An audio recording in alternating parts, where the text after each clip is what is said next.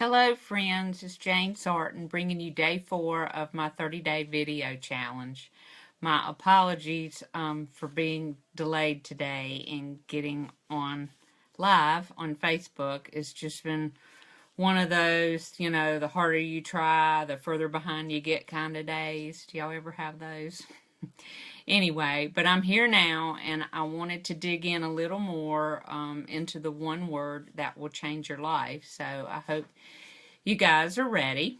I'm hopeful too that you're beginning to understand the power your one word can have. But you might be wondering how to figure it out. So hopefully tonight will give you some clarity in that respect. I'm going to go through part of the 3-step process that you'll go through in order to start determining what your word's going to be. And the first step in that process is prepare your heart by looking in. And this step, I know, is probably easier said than done because we all lead very busy lives. But also this step is probably the most important. So don't skip it, don't rush it. Just take some time, and you need to try and escape and turn off the busyness of life. And I know that, like I said, that's easier said than done. But you need to take the time to get your heart ready because you're going to sow what you reap.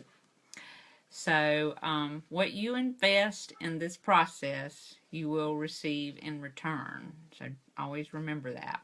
And the book goes into some really great analogies on this process about planting seeds. And I wanted to just take a minute to read from the book and share a few of those with you. It says, sometimes our hearts are similar to hard-packed soil, and the seed never takes root. Other times it takes root and grows, but the worries, desires, and distractions of life choke it out. Then there are times when the seed falls on the good soil of the heart that is ready to receive it.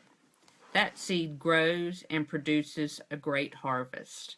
If you want a great harvest, don't just go through the motions. Prepare your heart. Take the time to look inward by opening your heart. So, really and truly, this isn't a step to be rushed. I know you're anxious to find what your word is, but take the time to go through this process. And the amount of time that's needed is different for everybody. So, one thing you need to do is unplug intentionally by finding some place where you can just have silence and solitude. And initially, for some, this may feel awkward, but give it a chance and don't give up. I've actually started doing meditation in the mornings. That was part of my New Year's resolution. And some days it's easier than others, but every day I'm in there doing it, and I love it. So, and I'm learning. I'm learning about myself and what works and what doesn't. So do that same process with this. Look within, and I promise you clarity will come. You will begin to feel peace that wasn't, previously there. A word with power is a word that comes out of silence. That was a quote that came out of the book, and I like that, and I wanted to share it with you. And then the next thing you're going to need to do is ask the following 3 questions to prepare your heart for receiving the word. And the first question is, what do you need? What do I need? It's not necessarily about what you want, but what do you need? What areas of your life need the most change and why? So, think about that.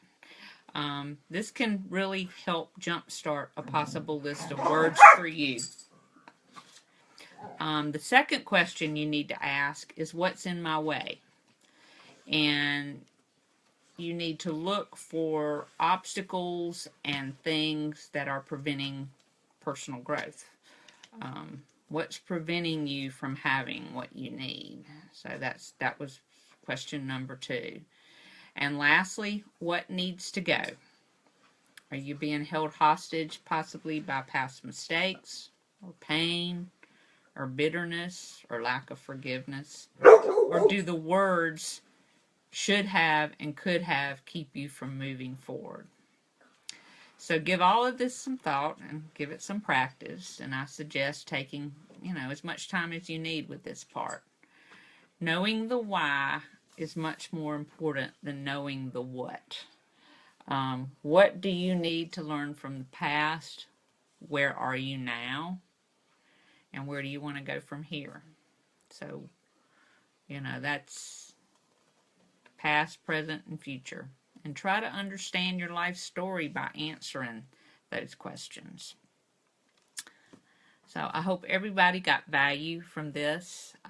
Probably tomorrow I'm going to check in with you. I may not go a step further at this point. I'm just going to give you a few days to let this gel, but I will be back on live, and maybe tomorrow I will give an opportunity to ask any questions if anybody has any questions. So I will see you tomorrow. I hope you all have a great evening.